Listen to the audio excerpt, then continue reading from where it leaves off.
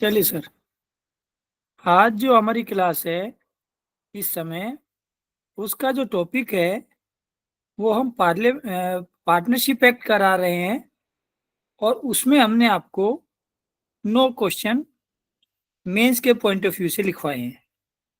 यहाँ तक ठीक है अदिति? उसके बाद पहला जो क्वेश्चन है उसमें हमने मुख्य तौर पे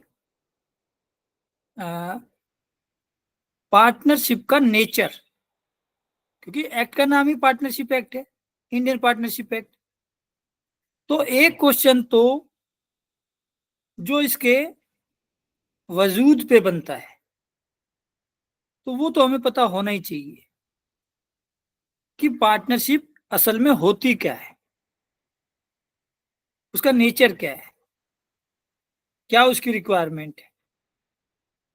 तो ये किसी भी तरीके से क्वेश्चन आ सकता है आदित्य जी, इसकी फॉर्मेट कोई भी तरीका हो सकता है, पर हमें इस एक्ट के अकॉर्डिंग इसका नेचर पता होना चाहिए, ये मैं बोल रहा हूं।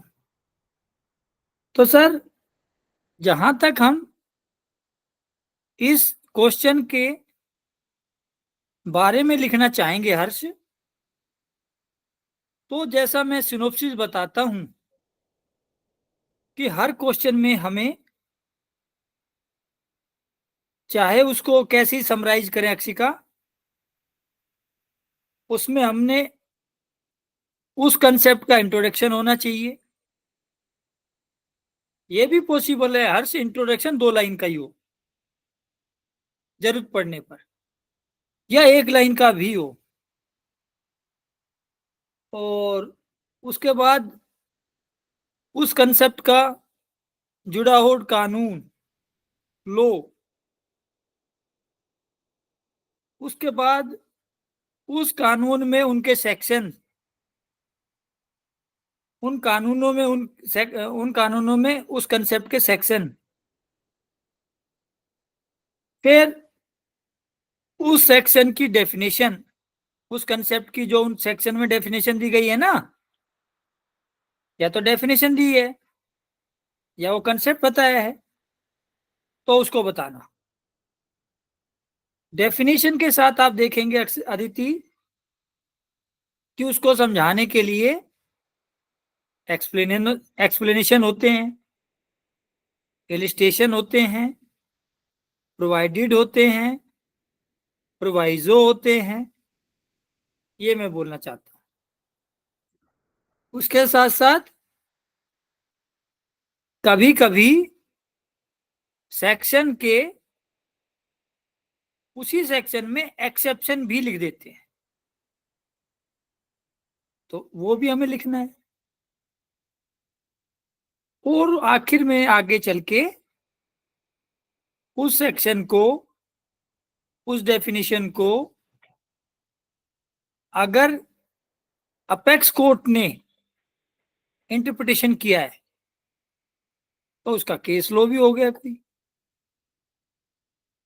और उससे आगे किसी भी कंसेप्ट को समझाने का अच्छा तरीका है कि उस कंसेप्ट को बताने के साथ साथ उसका कोई अपोजिट कंसेप्ट, कंट्रास्ट जिसको हम बोलते हैं, उसको भी आप, अब आपको अगर कोई समझ में आ रहा है तो उसको समझा दो।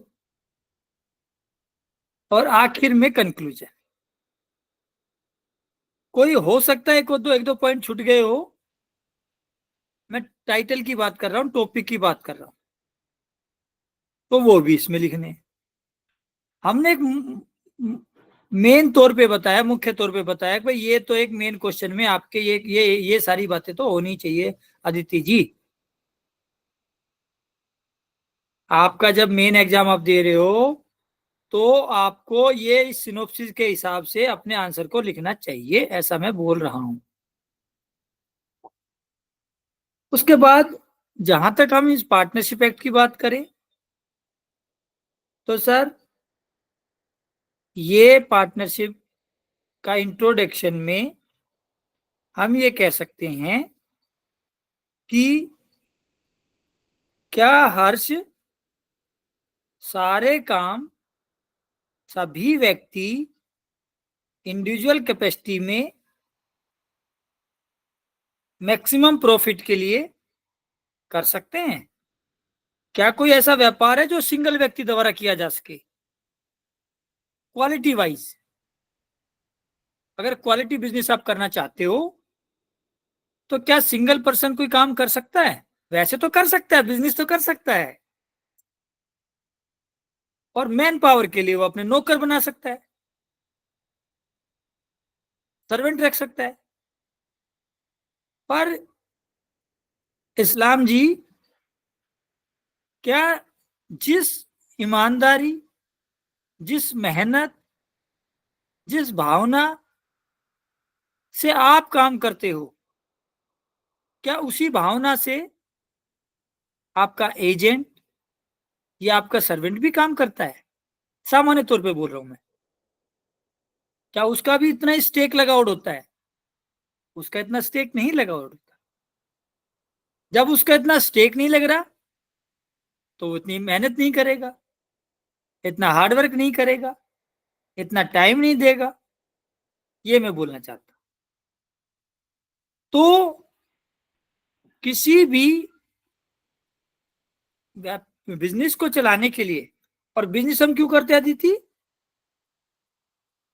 कि हमें नुकसान हो। क्या हम नुकसान के लिए बिजनेस करते हैं? नहीं, हम बिजनेस करते हैं प्रॉफिट के लिए। तो किसी काम को करते समय आपको ज्यादा से ज्यादा फायदा हो, इसके लिए जो चीज जरूरी है आप वो काम करेंगे। अक्षिका, तो बिजनेस के लिए एक काम और जरूरी है, और वो है बिजनेस के लिए व्यक्तियों की एक टीम होना। तो सर, इस पॉइंट को ध्यान में रखते हुए पार्टनरशिप में ये कहा गया है कि जब हम किसी व्यापार से, किसी बिजनेस से ज्यादा से ज्यादा मुनाफा कर सके, इस उद्देश्य को ध्यान में रखते हुए हमें मिलके काम करना चाहिए। तो ये मिलके काम करना, मिलके व्यापार व्यवसाय करना, इसी को ही हम पार्टनरशिप कहते हैं। ऐसा हमने इंट्रोडक्शन में बताया, अभी टेक्निकली नहीं बताया साहब, अभी एक जस्ट इंट्रोडक्शन ये मैंने बोला। तो ये हमारा पार्टनरशिप एक्ट, फिर इंट्रोडक्शन में हमने ये भी बताना दी थी कि ये हमारा पार्टनरशिप एक्ट कॉन्ट्रैक्ट एक्ट के चैप्टर 11 के सेक्शन 239 से लेकर 266 में था पहले। वहां से निकल के हमने ये एक्ट बनाया। उसके बाद हमने ये भी बोलना है आगे चल के कि ये एक्ट से पहले based on English partnership act 1890, तो ये हमारा एक्ट है, ये इंग्लिश पार्टनरशिप एक्ट 1890 पे बेस्ड है। ये मैं बोलना चाहता हूं। ठीक है यहां तक हर्ष?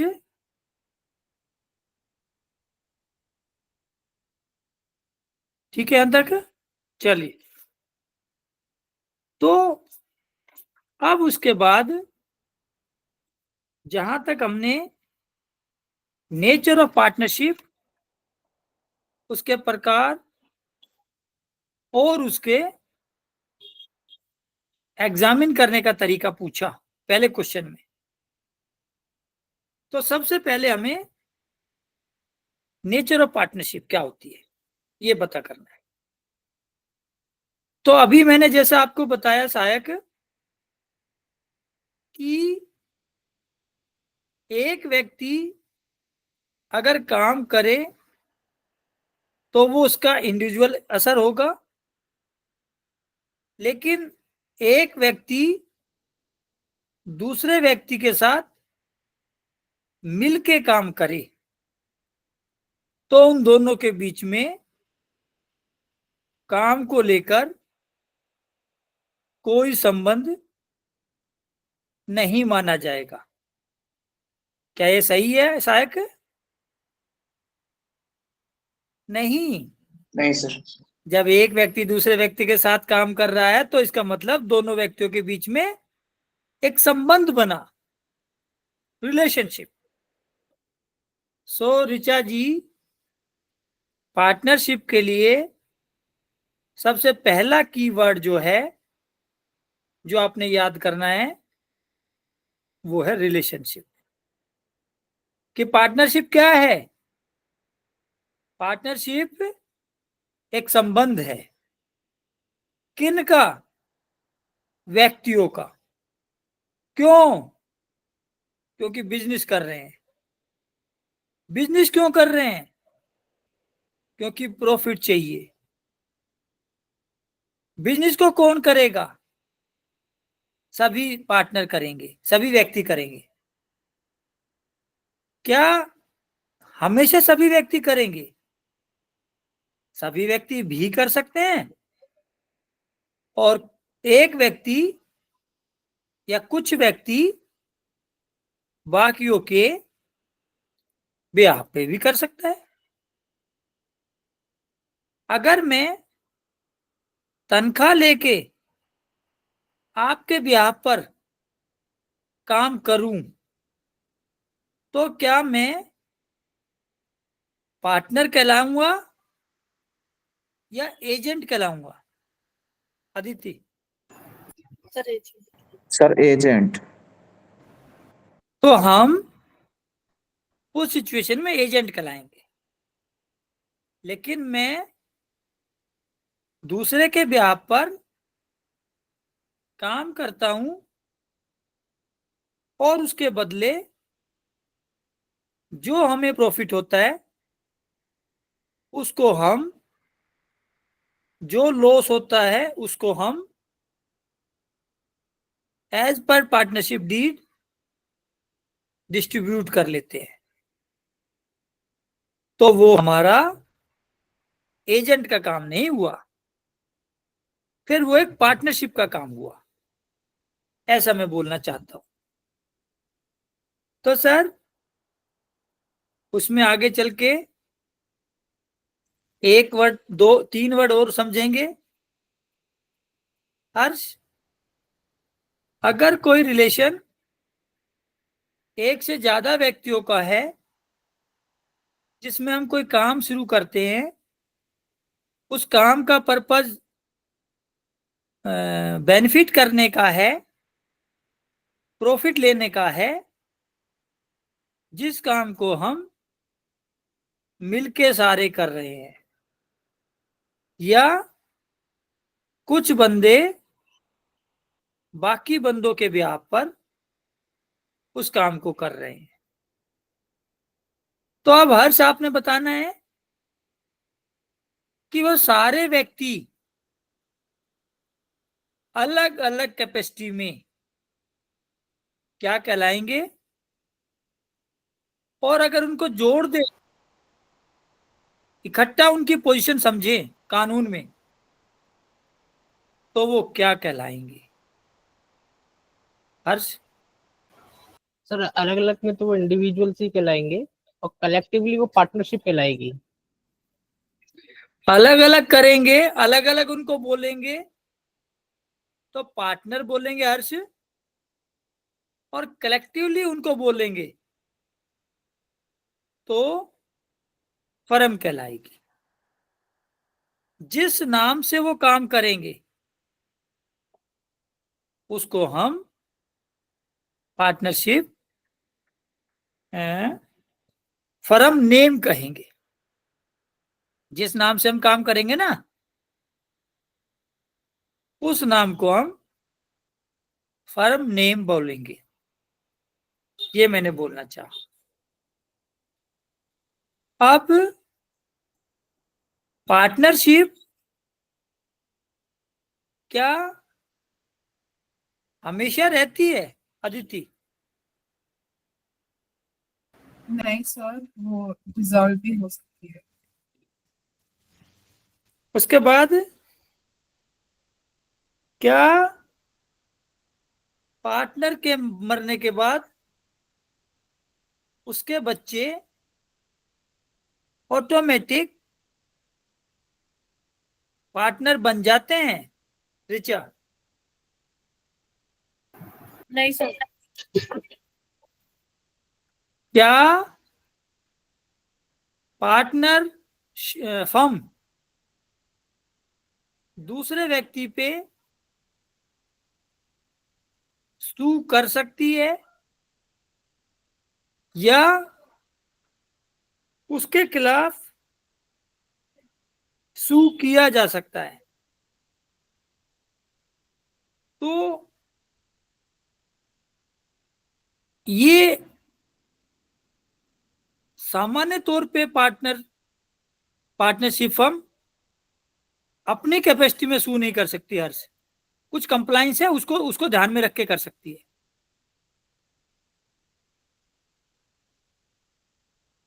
क्या पार्टनरशिप फर्म अपने नाम पे प्रॉपर्टी खरीद सकती है? तो सामान्य तौर पे फर्म अपने नाम पे नहीं खरीद सकती।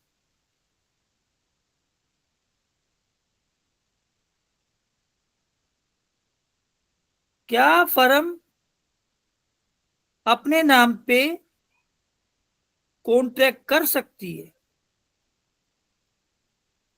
नहीं कर सकती। मैं आपको यह समझाना चाहता हूं हर्ष, आदित्य, कि किसी भी ज्यूरिस्टिक पर्सन को कि क्या वो लीगल एंटिटी है या नहीं, उसके लिए आपको ये पैरामीटर देखने होते हैं कि क्या पार्टनर का अपनी फर्म से अलग वजूद होता है, पहला पॉइंट। दूसरा, क्या वो सदा रहता है? क्या उसके मरने के बाद, आदमी के मरने के बाद प्रॉपर्टी, पार्टनर के मरने के बाद वो उसके बच्चे ऑटोमेटिक मेंबर बन जाते हैं, पार्टनर बन जाते हैं? क्या वो सू कर सकता है फर्म? क्या वो अपने नाम पे प्रॉपर्टी खरीद सकता है? क्या वो कॉन्ट्रैक्ट कर सकता है? आदित्य जी, मैं बताना चाहता हूं, ये सारे पैरामीटर किसी संस्थान को ज्यूरिस्टिक पर्सन होने के लिए चाहिए। मैं बोलना चाहता हूं, समझाना चाहता हूं इस्लाम रफे इस्लाम जी सायक, कि क्या कंपनी एक व्यक्ति है रिचा? Yes sir. सांस लेने वाली, बिना सांस लेने वाली? सर बिना सांस लेने वाली। तो हर कंपनी एक व्यक्ति है, बिना, नेचुरल व्यक्ति नहीं है, लीगल पर्सन है। लीगल पर्सन होने के लिए क्या चाहिए अदिति? लीगल पर्सन होने के लिए कंपनी का अपने डायरेक्टर से, अपने शेयर होल्डर से अलग स्टेटस होना चाहिए। यही मैंने बोला था पहला वर्ड। कंपनी का लीगल एंटिटी होने के लिए स्थायी होना चाहिए। अगर सारे डायरेक्टर मर मुरा भी जावे, सारे शेयर होल्डर छोड़ छाड़ भी जावे, तो कंपनी मर जाएगी हर्ष। उसके बाद क्या पार्टनरशिप में ऐसा हो जाएगा?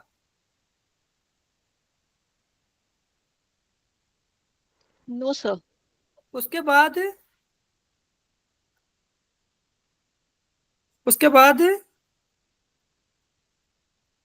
कंपनी के शेयर होल्डर अगर मर जाते हैं अदिति,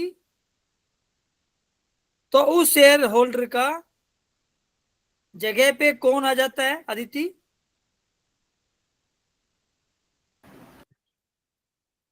सर हर्ष। सर सक्सेशन मतलब जो भी उसके बच्चे वगैरह होंगे वो लीगल। क्या ये पार्टनरशिप में संभव है? उसके बाद अगर कोई कंपनी के साथ, क्या कंपनी कॉन्ट्रैक्ट कर सकती है? पार्टनरशिप नहीं कर सकती। उसके बाद क्या कंपनी अपने नाम पे प्रॉपर्टी होल्ड कर सकती है? पार्टनरशिप नहीं कर सकती। मैं आपको ये समझाना चाहता हूं संदीप जी कि कंपनी की तरह फर्म जो है ना, लीगल एंटिटी ना है। लीगल एंटिटी ना है अदिति जी, ये मैं समझाना चाहता हूं। क्योंकि लीगल एंटिटी होने के लिए जितने पैरामीटर अभी मैंने बताए अभी आपको, कि भाई मेंबर का उसके एंटिटी से डिफरेंट स्टेटस, परपेचुअलनेस, सक्सेशन, सू करना, प्रॉपर्टी होल्ड करना, कॉन्ट्रैक्ट करना, इन पॉइंटों को देख के आप डिसाइड करेंगे अदिति, अक्षिका, सहायक, कि क्या कोई एंटिटी लीगल एंटिटी है या ना है। ये सारे एलिमेंट कंपनी में तो फॉल करते हैं, पर पार्टनरशिप फर्म में ये सारे क्राइटेरिया पूरे नहीं होते हैं। इसीलिए पार्टनरशिप एक लीगल एंटिटी नहीं है। केस लॉ का नाम लिखो।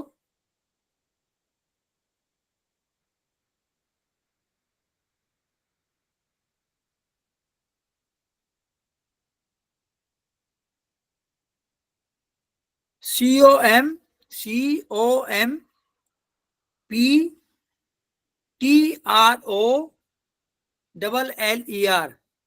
Controller and auditor general versus Kamlesh Mehta 2003।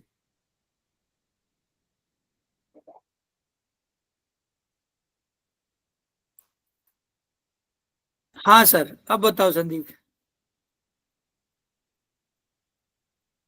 Sir मैं ये कह रहा था, आपने बोला था कि पार्टनरशिप के अंदर आना हम उसको इंडिविजुअल को शो नहीं कर सकते, तो लेकिन सर कल को फ्रॉड होता है, किसी तरह का कोई एक्टिविटी होती है, तो उस केस में फिर शो नहीं कर पाएगा तो फिर हम। नहीं, इंडिविजुअल वर्ड नहीं बोला था मैंने। बोला था, मैंने इतना पूरा समझाया है कि भाई कोई भी संगठन लीगल एंटिटी है या नहीं है, उसके लिए 4-5 पैरामीटर है। हाँ जी।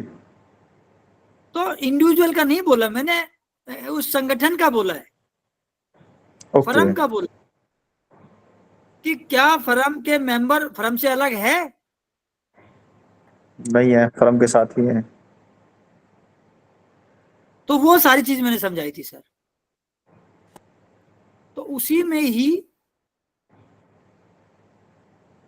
जब आप डिटेल इस पे इस केस लॉ को पढ़ेंगे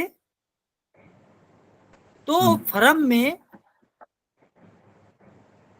परपेचुअलनेस, succession, difference between membership and entity, no power to contract, no power to hold property। तो ये कुछ पॉइंट है जिससे कि पार्टनरशिप फर्म को हम लीगल एंटिटी कहेंगे। क्या ये स्टेटमेंट मेरा सही है गलत है हर्ष? लीगल एंटिटी तो नहीं है। नहीं, Harsh partnership sir separate legal entity नहीं है। हाँ, मैंने सवाल ये पूछा था क्या मेरा स्टेटमेंट नहीं। सही है गलत है? सर गलत है। तो गलत है ये सर। अब ठीक है यहाँ तक? चलिए अब पढ़ते हैं सेक्शन। पढ़िए ऋचा जी। सर मेरे पास तैयार है। बोला हुआ है बेटा, पढ़ो इसमें Harsh. Yes sir.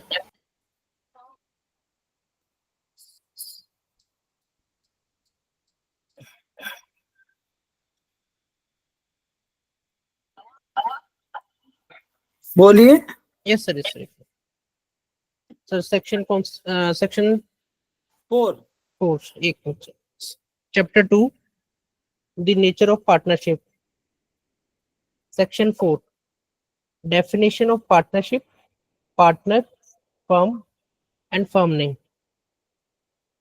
Partnership is the relation between persons who have agreed to share the profits of a business carried on by all or any of them acting for all. बस जी। तो मैंने आपको बोला आदित्य जी, आप देखेंगे कोई रटने की जरूरत नहीं है बेटा, एक वर्ड को पकड़ना है पहले, रिलेशन। कि पार्टनरशिप संबंध है व्यक्तियों का। जो व्यक्ति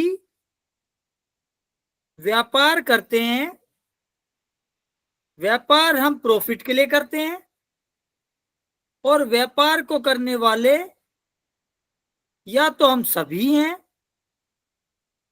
या व्यापार को करने वाले कुछ व्यक्ति हैं और कुछ व्यक्ति बैठने वाले हैं।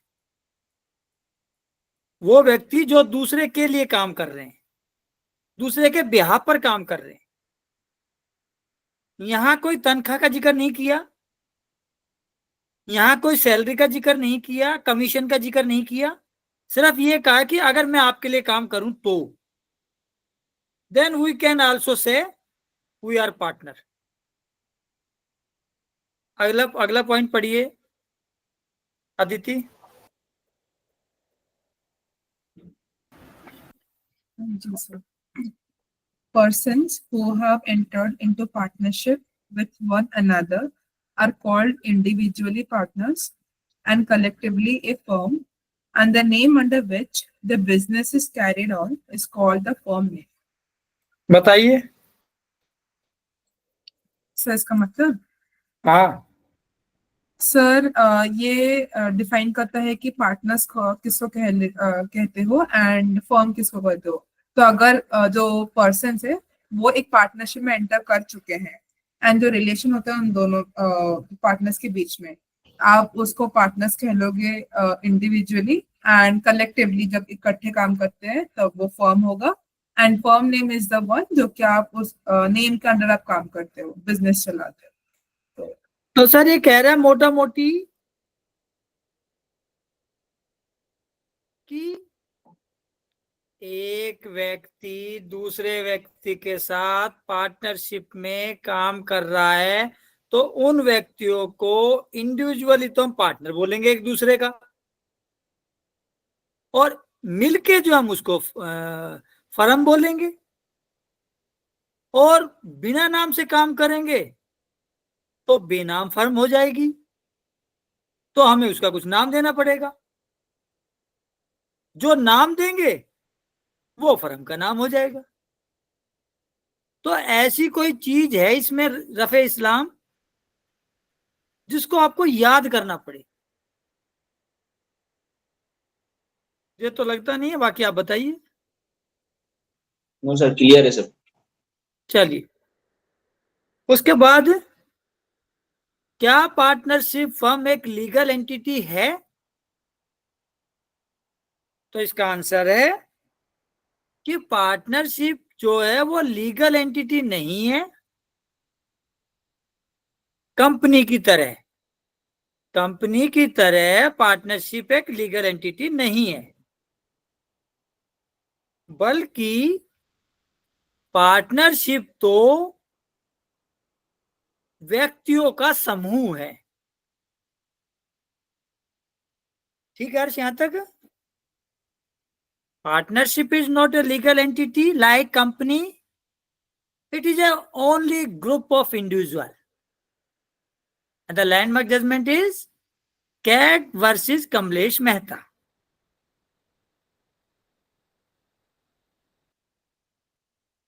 यहां तक क्लियर है? अगला जो पॉइंट हम पढ़ेंगे उसके बारे में इन्होंने कहा कि पार्टनरशिप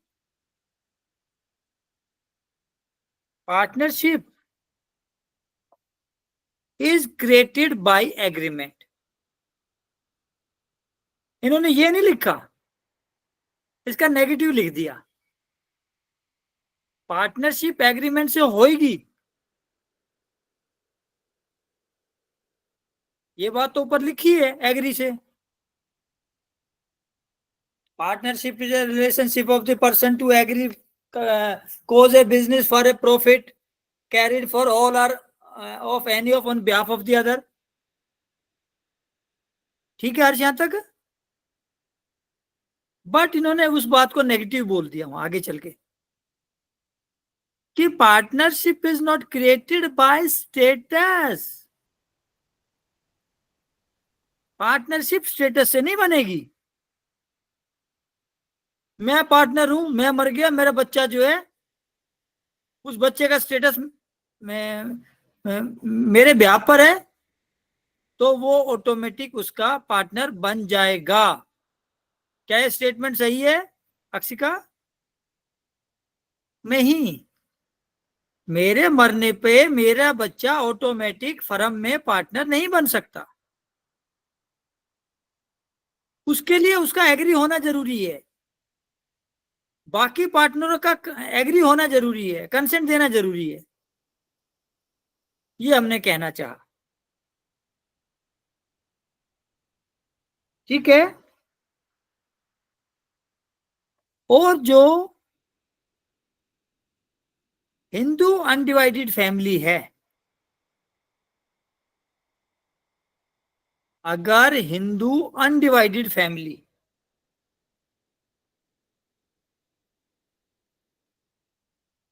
अगर हमारी फैमिली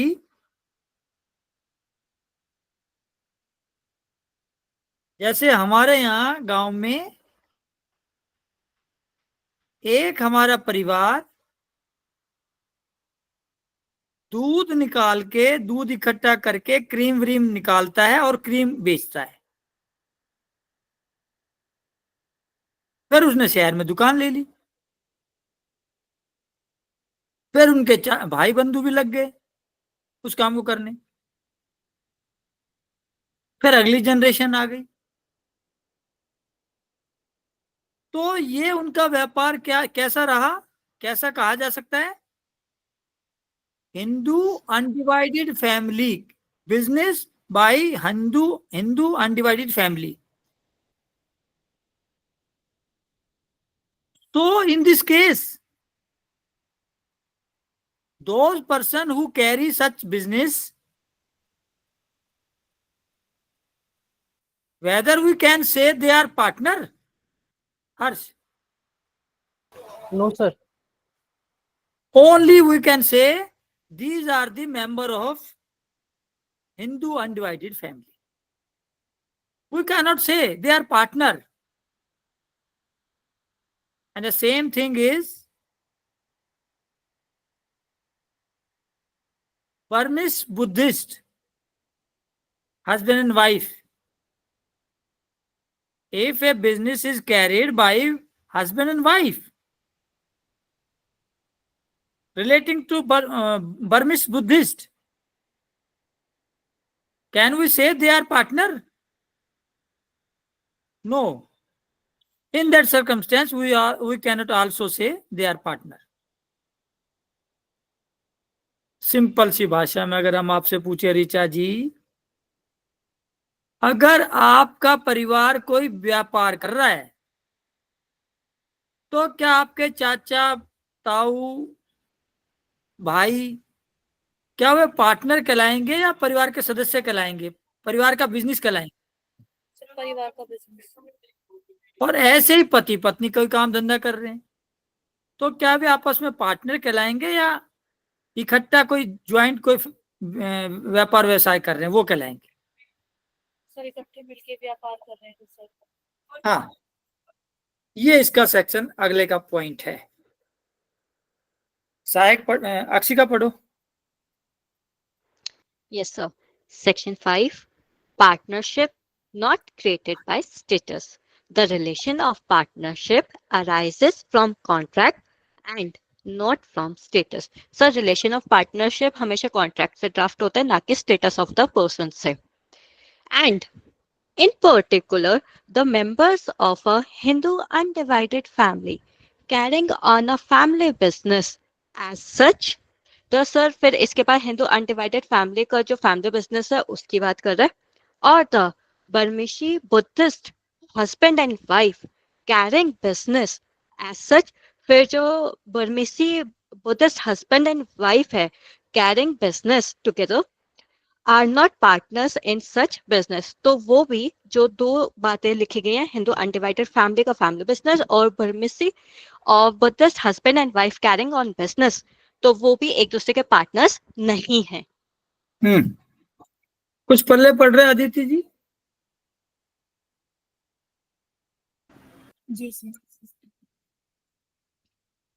तो ये बाकी बंदे कहाँ चले गए आज?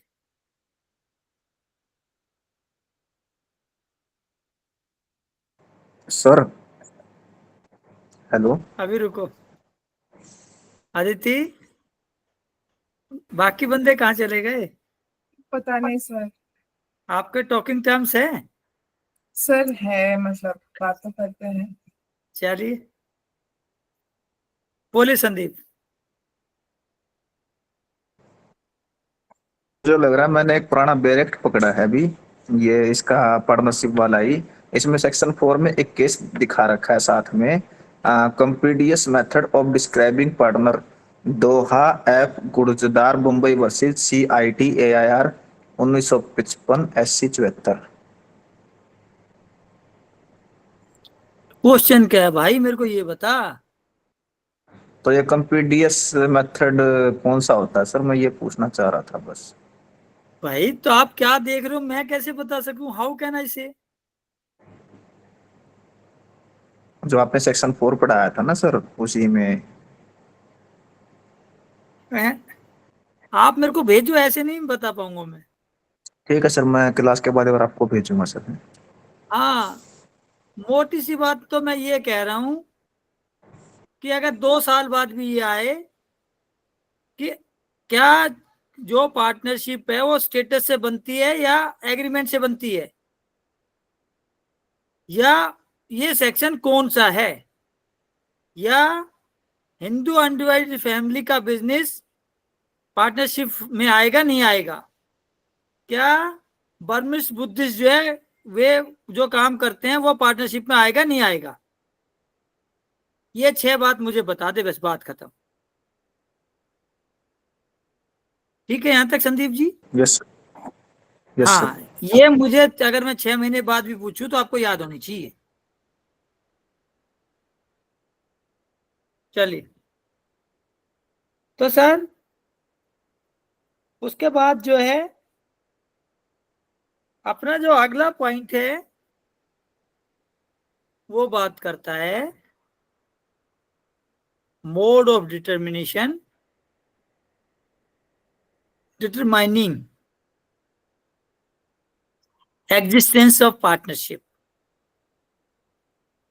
कि पार्टनरशिप का अस्तित्व है,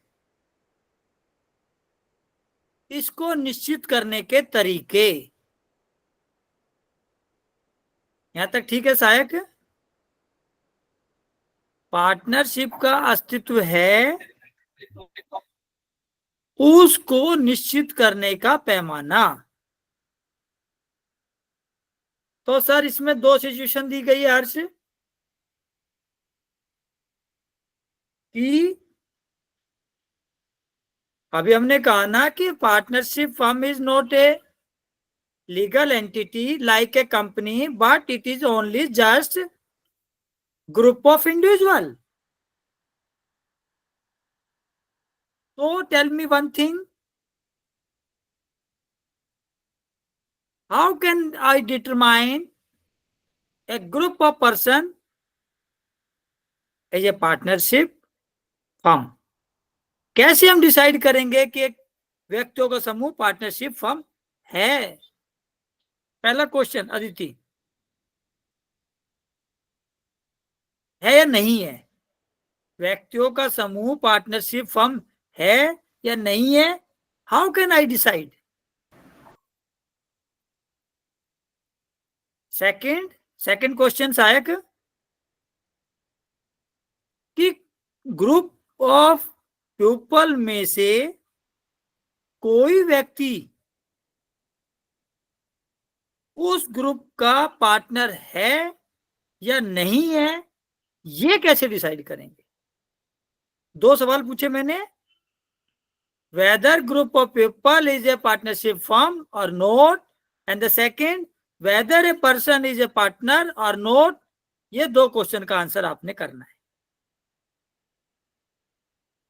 इसमें आंसर किया गया है रफे इस्लाम जी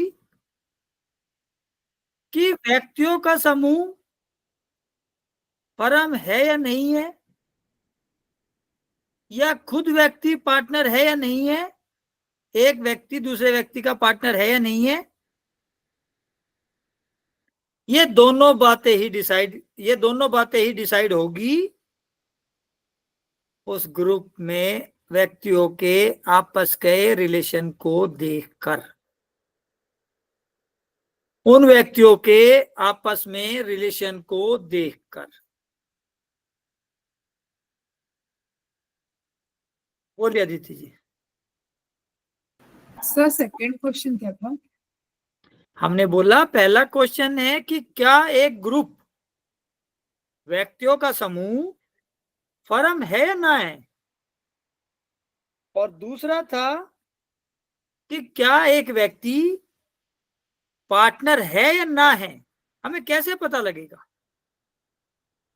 एक इंडिविजुअल की बात कर रहा है, एक ग्रुप की बात कर रहा है। इंडिविजुअल के लिए पार्टनर के बारे में पूछ रहे हैं, और ग्रुप के बारे में, फर्म के बारे में पूछ रहे हैं। So it is a totally depend on the real relationship between the party and the all relative fact together. पढ़िए साहब।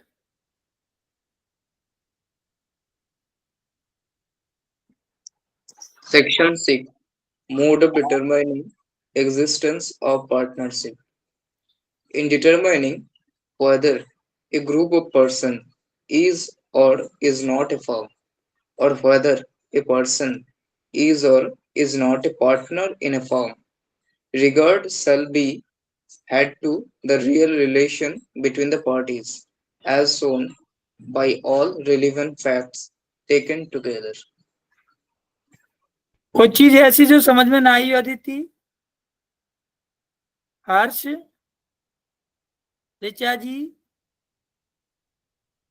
नू हिला रही है कि ना समझ में आई? हाँ हाँ आया कुछ थोड़ा बहुत समझ में। सर आ गया। बेरक रखो बेटा, बेरक लेके आओ। जी सर। संदीप जी, रफे इस्लाम। यस सर, यहाँ पे ये तो बता दिया गया है कि दोनों के बीच का रिलेशन देखेंगे। Regard shall be had to the relation between the parties as shown by all the relevant facts taken together, सारे फैक्ट्स को देखने के बाद। लेकिन वो पॉइंट्स कुछ एक स्पेसिफिकली कि किन पॉइंट्स पर हम किन बेसिस पे हम देखेंगे, वो तो लॉ नहीं बता सकता ना जी, वो तो अच्छा सर। सिचुएशन बताई जाएगी। अभी बताएंगे, अभी हम बताएंगे सर, बताएंगे अभी बताएंगे सर, थोड़ा वेट करो। तो सर रियल रिलेशनशिप सेक्शन 4 पढ़ा ना आपने रफे इस्लाम अभी? सर मैंने ये 6 पॉइंट जो है mode of determining existence of यार पार्टनरशिप। सुनो मेरी बात सुनो, अभी हमने सेक्शन 4 पढ़ा था ना, यस सर। पार्टनरशिप पे रिलेशन है, और यहां आप बता रहे हो कि कोई ग्रुप पार्टनरशिप फर्म है या ना है, कोई व्यक्ति पार्टनर है या ना है, उनका हम रिलेशन देखेंगे। तो रिलेशन हमने देखा ना सेक्शन 4 में। अगर आपका रिलेशन है, आप एग्री हुए हो, व्यापार करने के लिए हुए हो, प्रॉफिट कमाने के लिए हुए हो, सभी उसमें काम कर रहे हैं या कुछ काम कर रहे हैं उस दूसरों के बिहाफ पर, इन्हीं फैक्टर को तो देखेंगे सर, हर इन्हीं फैक्टर को तो देखेंगे बेटा। अगर 2 व्यक्ति है और वो काम ही ना कर रहे, मामा फूफी के बच्चे हैं, क्या वे पार्टनर हो गए अपने आप में? इस्लाम जी भाई, उनके रिलेशन के लिए बिजनेस का होना जरूरी है ना। प्रॉफिट का वर्ड लिख दिया कि प्रॉफिट हम खाएंगे, तभी तो पार्टनर माने जाएंगे। वो कहते हैं कि हम सारे सभी काम करेंगे, तभी तो पार्टनर माने जाएंगे। या कहेंगे कि कुछ व्यक्ति दूसरे के ब्याह पर काम करेगा, जब तो पार्टनर माने जाएंगे। हमने कहते हैं बिजनेस हम करेंगे और काम कोई सा नहीं करेगा, तो क्या वे पार्टनर कहें हम उनको? आदित्य जी, अगर 4 व्यक्ति ने मिलकर बिजनेस शुरू करा और ये कहा कि चारों में से काम कोई सा ना करेंगे, तो पार्टनर कहां से हो गए? 4 व्यक्ति ने कहा कि हम बैठ के मौज मस्ती करेंगे, कोई धंधा नहीं, काम धंधा नहीं करेंगे, तो पार्टनर कहां से हो गए सर? तो सर ये real relationship between the party का बेसिकली मतलब है जो सेक्शन 4 में कवर हो रहा है, उसी को ही हमने देखना है। मैं ये बोलना चाहता हूं सेक्शन 4 को 5 को,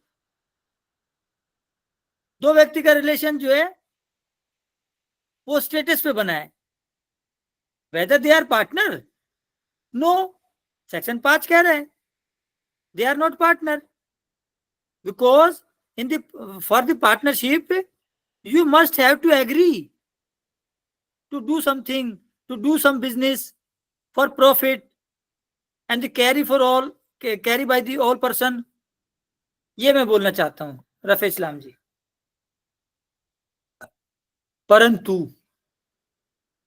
परंतु इसके 2 एक्सप्लेनेशन है। तो इन 2 एक्सप्लेनेशन में हम क्या पढ़ेंगे कि अगर किसी व्यक्ति को हर्ष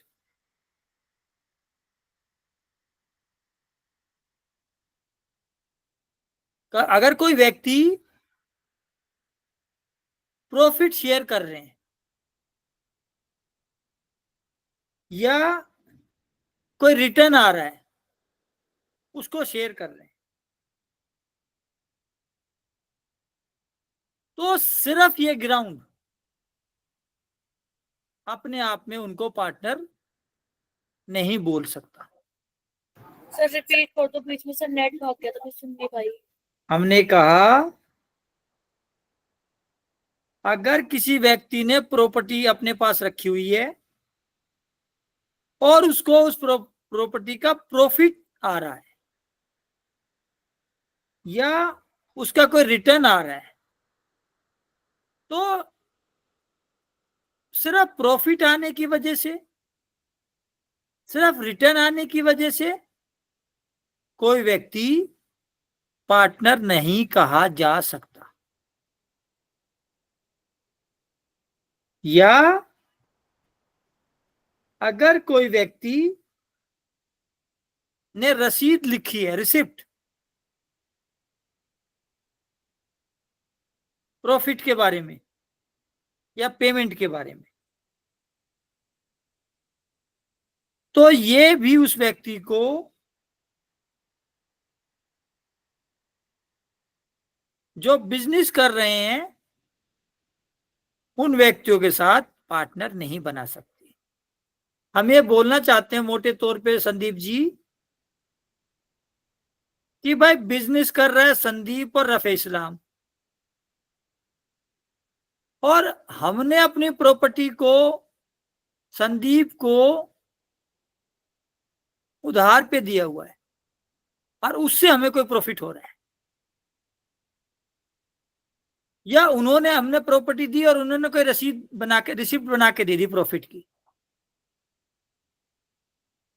तो हम उसके पार्टनर नहीं बन जाएंगे संदीप और रफे इस्लाम के साथ, क्योंकि बिजनेस को करने के लिए एग्री तो सिर्फ संदीप और रफे इस्लाम हुए थे। हमने तो सिर्फ उनको उधार की जरूरत पड़ी तो उधार दे दिया ब्याज लेके, तो हम उसमें पार्टनर नहीं बन जाएंगे इस वजह से कि हमने कुछ उनको पैसा दिया जरूरत पड़ने पर। ये मैं बोलना चाहता हूं, इसको और अच्छी तरह समझेंगे संदीप जी अब अगले 4 एग्जाम्पल से कि भाई अगर हमने मनी लेंडर है, पैसे उधार दिए हैं, बिजनेस कर रहा है हर्ष, ऋचा, संदीप और रफे, और इनको पैसे की जरूरत पड़ी और हमने इनको पैसे दे दिए उधार, तो क्या हम इनके प्रॉफिट से हिस्सा मांग लें आदित्य जी? हम तो पार्टनर नहीं है भाई। दूसरा, हर्ष ने, ऋचा जी ने, संदीप ने, रफे ने जी अपने काम को सुचारू रूप से चलाने के लिए सर्वेंट अपॉइंट किया, एजेंट अपॉइंट करा, जिनको वो क्या देते थे बेटा? सैलरी। तो क्या हम वे उनको हम पार्टनर कह दें सहायक? नहीं सर। हमने जब पार्टनरशिप करी सहायक, तो हमने ये क्लोज रखा हर्ष कि जो पार्टनर मर जाएगा उसकी विधवा को, उसके बच्चे को साल में 10,000 रुपए देंगे। तो क्या सिर्फ इस कंडीशन की वजह से वो विधवा और उसका लड़का पार्टनर माने जाएं?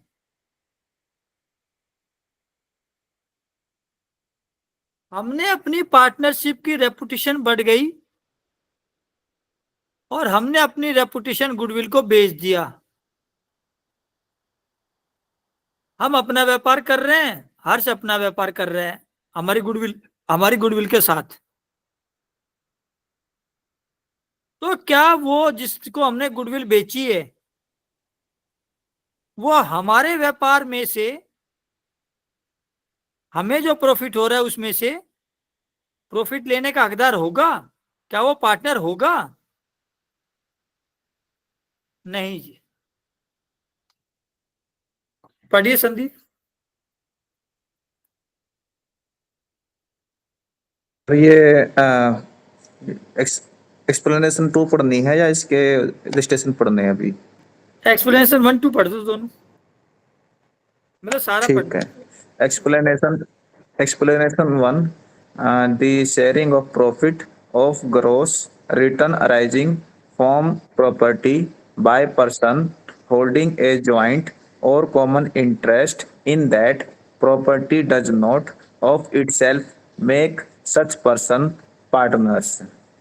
ये कह रहा है ये व्यक्ति, जो व्यक्ति जिसके पास प्रॉपर्टी थी, उस प्रॉपर्टी की वजह से अगर उसको कोई प्रॉफिट मिल रहा है या कोई रिटर्न आ रहा है, तो इस वजह, सिर्फ इस वजह से वो पार्टनर नहीं कहा जाएगा। आगे Explanation 2. The receipt by a person of a share of the profit of a business or of a payment contingent upon the earning of profit or varying with the profit earned by a business does not of itself make him a partner with the person carrying on the business, and I particular the receipt of such share or payment.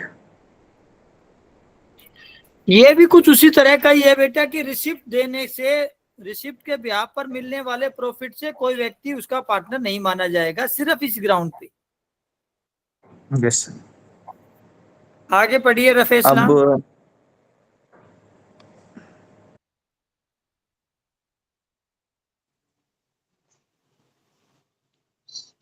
Explanation 2 के सब sections.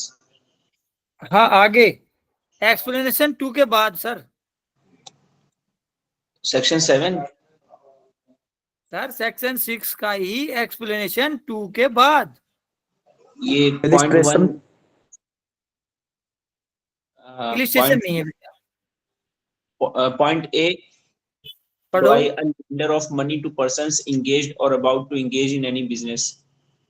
तो ये कहा है कि इससे पहले एक ऊपर लाइन है sir, and in particular the receipt of such share और पेमेंट, ये 4 सिचुएशन दिए अदिति, और लास्ट में लिखा है does not of itself make the receiver A partner with the person carry on the business, कि भाई इन काम की वजह से ये व्यक्ति पार्टनर, सिर्फ इन काम की वजह से वे व्यक्ति पार्टनर नहीं कहे जाएंगे। कौन व्यक्ति पार्टनर नहीं कहा जाएगा? पहला है लैंडर ऑफ मनी, पैसा उधार देने वाला पार्टनर नहीं कहा जाएगा। सिर्फ पैसा उधार देने की वजह से। अगर उन्होंने कोई एग्रीमेंट करा है ना तो एक अलग लेवल है, अलग बात है। पढ़ो इसमें रफे जी। सेकंड पॉइंट है सर, बाय अ सर्वेंट और एजेंट एज अ रिम्यूनरेशन। तो अगर सर्वेंट हमने एंगेज किया, एजेंट हमने एंगेज किया, जिसको हम मेहनताना दे रहे हैं, तो only itself they did not become a partner. Next. C point है, बाय द विडो और child of a deceased partner as annuity और। तो अगर कोई विडो है पार्टनर की, कोई बच्चा है पार्टनर का, उसको हम एन्युटी मतलब सालाना कोई बेनिफिट दें, तो सिर्फ इस वजह से वो विडो या वो बच्चा पार्टनर नहीं कहलाएगा। आगे by a previous owner or part owner of the business as consideration for the sale of the goodwill or share thereof does not। अगर गुडविल को बेच दें तो जिसको हमने गुडविल बेची है वो सिर्फ गुडविल खरीदने के ब्याह पर पार्टनर नहीं माना जाएगा। ये 4 पॉइंट अपने ध्यान रखने हैं, प्री में आते हैं। यहां तक ठीक है आदित्य जी? हर्ष मुंडी ऊपर करो, बाल कटवाओ, ये ज्यादा है, कितने बड़े बड़े हो रहे हैं। गर्मी आ रही है बेटा बहुत ज्यादा अब तो, है या इतने ही रखने हैं? कोई बाउंडेशन नहीं, मैं तो पूछ रहा हूं। करवाता हूँ सर, करवाता हूँ। नहीं रखना तो रखो, मैं नहीं कह रहा पर मैं वैसे कह रहा हूं, अब तो गर्मी आ गई बहुत ज्यादा। चलिए, बाकी आपने रखने तो रखिए, मुझे कोई ऐतराज नहीं है, मैं तो ऐसे ही बोल दिया। मेरे को बाल बाल ही दिख रहे थे, फेस तो दिख ही नहीं रहा था, पता ही नहीं लग रहा सो रहा है जाग रहा है, तो इसलिए मैंने बोल दिया। चलिए, उसके बाद अब अगले दो सेक्शन पार्टनरशिप के काइंड के हैं। तो सर पढ़िए दिखा इसको, किसी और ने पढ़ना है तो हैंड रेज करो जो पढ़ चुका, उसके अलावा जो पढ़ चुका उसके अलावा।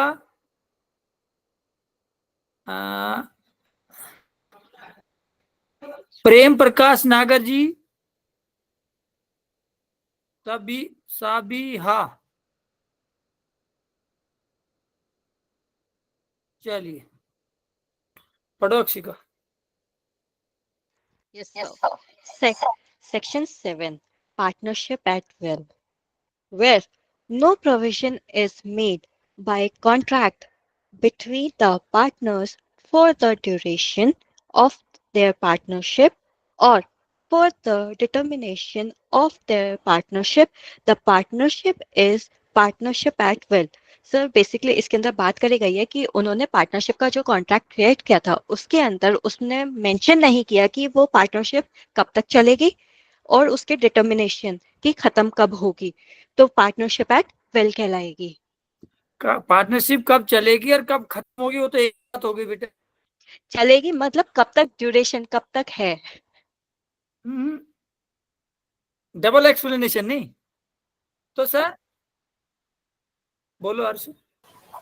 सर इसमें कह रहे हैं कि अगर कोई ड्यूरेशन मेंशन नहीं है कॉन्ट्रैक्ट के अंदर तो वो अगर चल रही है तो फिर वो बिल के बेसिस पे चल रही है सर।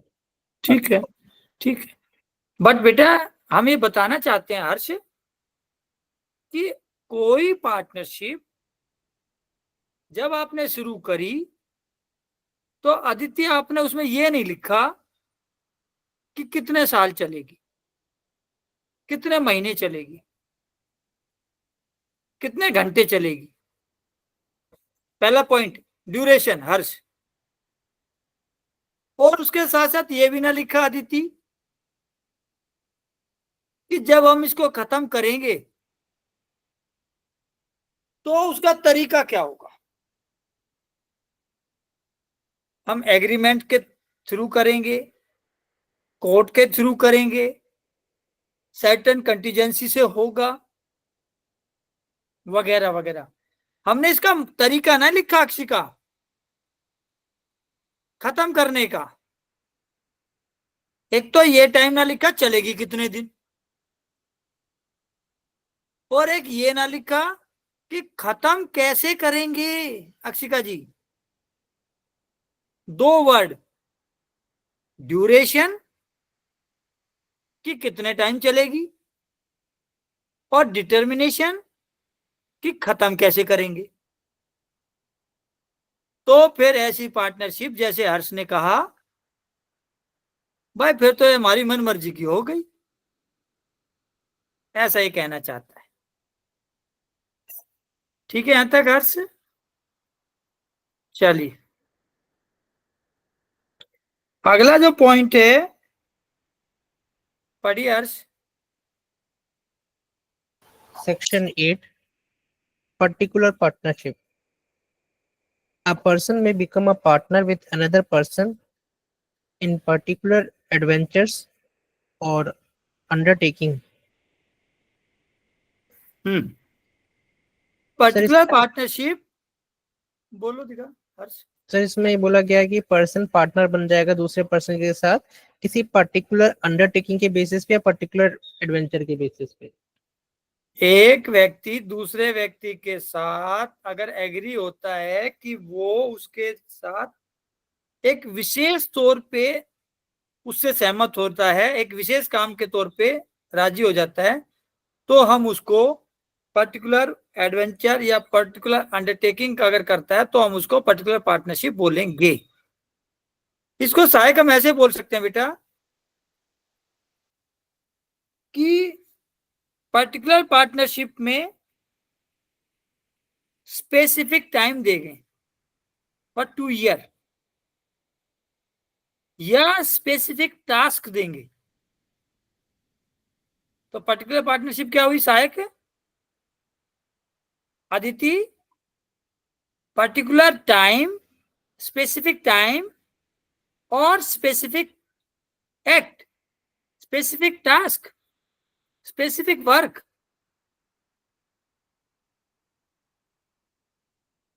और सर कल हम आपको पढ़ाएंगे हर्ष डिसोल्यूशन ऑफ पार्टनरशिप। उसमें बताया गया सेक्शन 41 में कि भाई अगर आपने 2 साल के लिए पार्टनरशिप करी और 2 साल हो गए तो पार्टनरशिप अदिति खत्म। आपने 4 बिल्डिंग बनाने का एग्रीमेंट करा, 4 बिल्डिंग बना चुके हो तो पार्टनरशिप खत्म। लेकिन 2 साल के बाद भी तुम काम करते रहो तब हर्ष सहायक, तो पार्टनरशिप एट विल हो गया सर। अगर टाइम दिया, टाइम खत्म हो गया, पार्टनरशिप खत्म। But the partner are want to continue such partnership, in that circumstance the partnership become partnership at will. ठीक है यहां तक? चलिए, तो सर उसके बाद कल इस केस पे काम करके आना है बेटा आपने।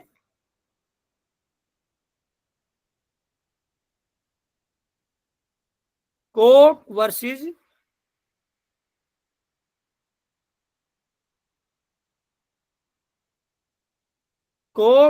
हिकमैन।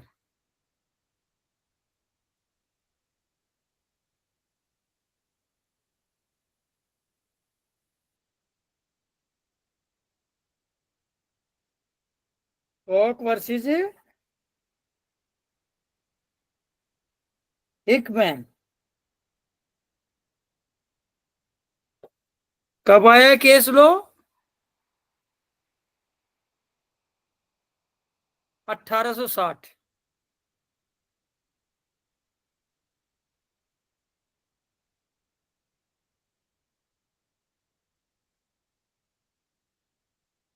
कॉन्ट्रैक्ट एक्ट कब आया Sandeep?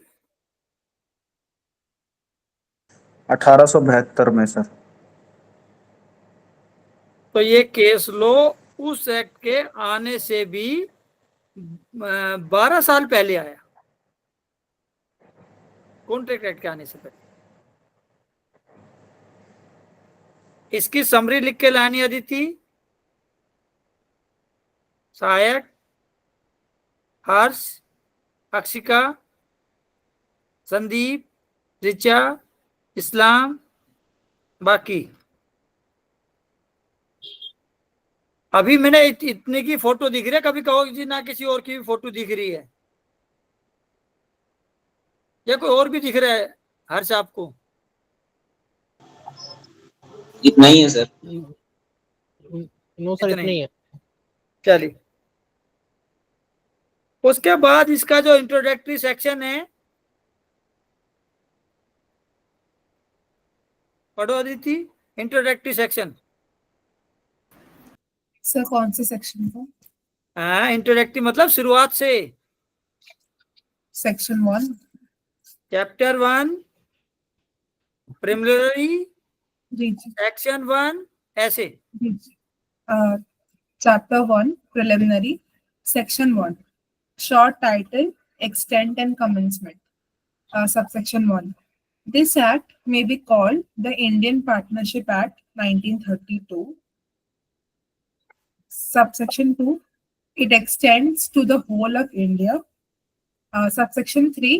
It shall come into force on the first day of October 1932, except Section 69, which shall come into force on first day of October 1933.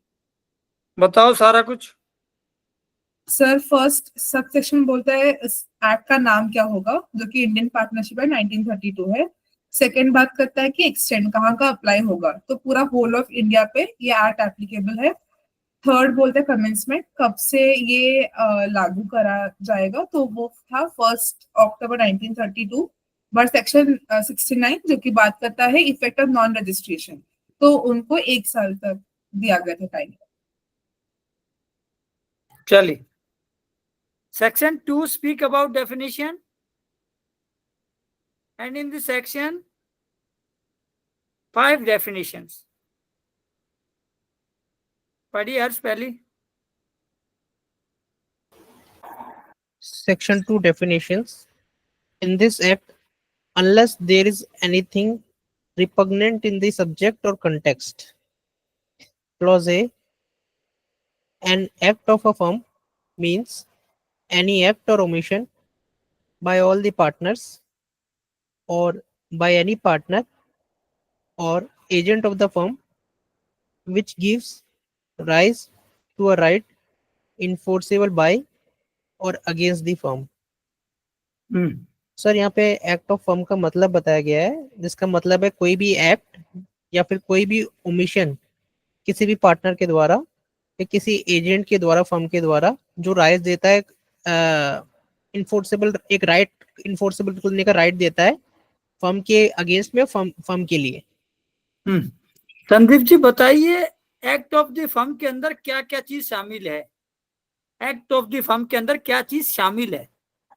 Sir act of the firm के अंदर एक तो जो all partners हैं और agents हैं और ये तो जो करने वाले हैं।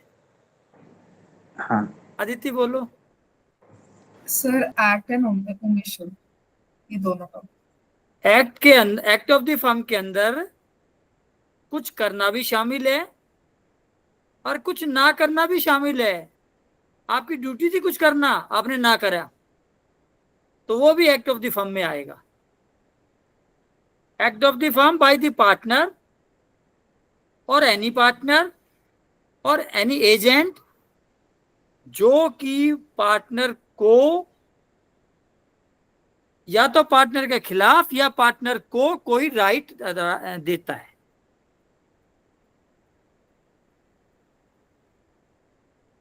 अगर रफे इस्लाम आप कोई बिजनेस करो तो आप उस बिजनेस में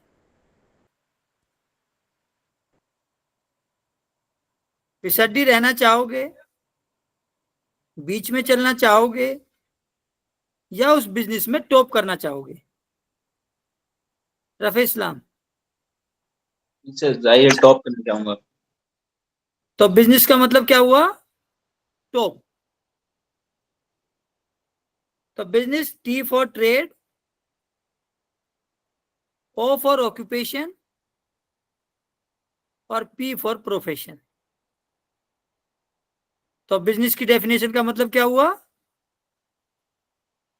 trade, occupation, profession, TOP, top. पढ़िए Akshika. Yes, sir. Subclause P. Business include every trade, occupation and profession. So, sir, business के अंदर सॉरी, टॉप का मतलब समझ में आ गया रफे इस्लाम? टॉप मतलब trade, occupation and profession.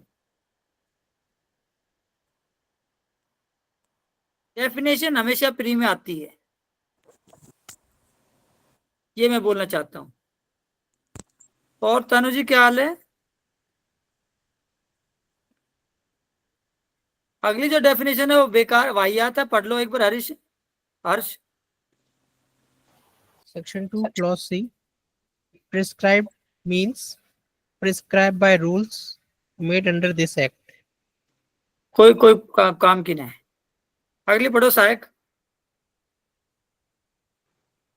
Section 2D, third party, used in relation to a firm or to a partner therein, means any person who is not a partner in the firm.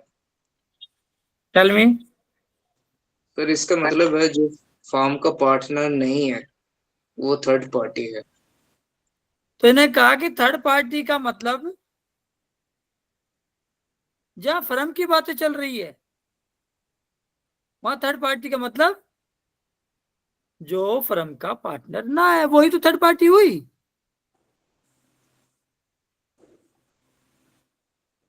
अगला संदीप।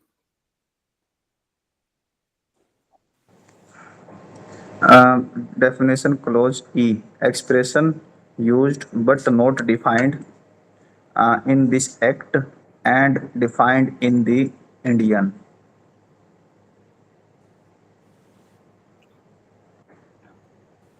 हाँ, कोई word जो partnership act में लिखा तो हुआ है पर डिफाइन ना है, लेकिन कॉन्ट्रैक्ट एक्ट में डिफाइन है, तो हम उसका मतलब कॉन्ट्रैक्ट से लेंगे सर। पार्टनरशिप एक्ट से नहीं समझ पाएंगे, बल्कि कॉन्ट्रैक्ट एक्ट से समझने की कोशिश करेंगे। पार्टनरशिप एक्ट में एग्रीमेंट लिखा हो रहा है कई जगह, पर क्या इस डेफिनेशन में एग्रीमेंट डिफाइन है? नहीं है, जबकि कॉन्ट्रैक्ट एक्ट में डिफाइन है एग्रीमेंट। तो उसका मीनिंग, यहां लिखे गए वर्ड का मीनिंग हम कॉन्ट्रैक्ट एक्ट से लेंगे।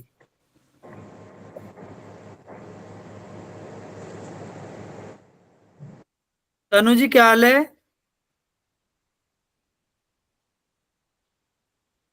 साबिया जी क्या हाल है? प्रेम प्रकाश नागर जी क्या हाल है? कल्चरल अफेयर क्या हाल है? त्यागी जी क्या हाल है? सर मैं बहुत बढ़िया सर। सतीश जी क्या हाल है?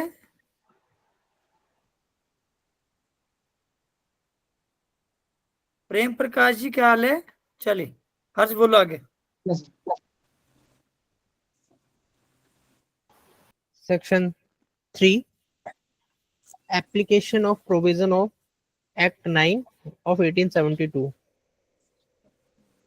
The unrepealed provisions of the Indian Contract Act 1872, save in so far as they are inconsistent with the express provisions of this Act, shall continue to apply to firms.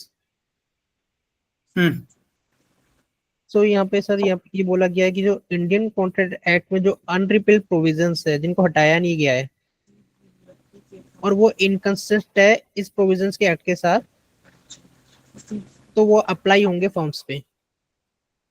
Inconsistent ना है।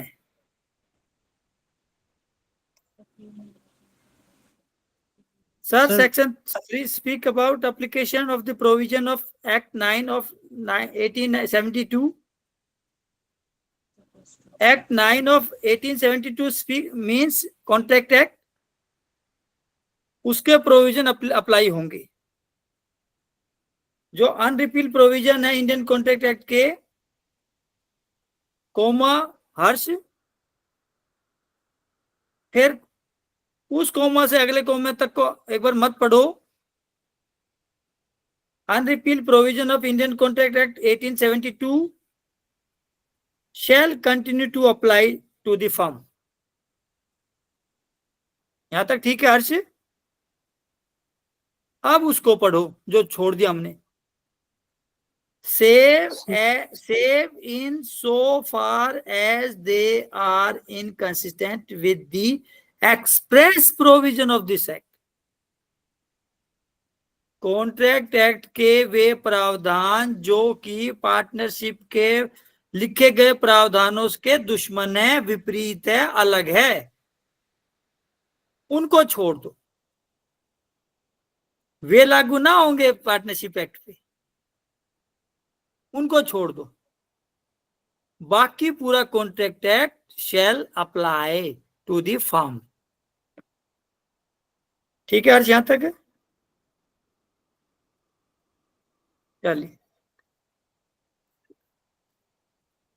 तो sir आज हमने एक question को पढ़ा है और कल हम फर्म के रिजोल्व होने का तरीका पढ़ेंगे। आज के लिए इतना ही है। तो इसको बंद कर सकते हैं हम हर्ष।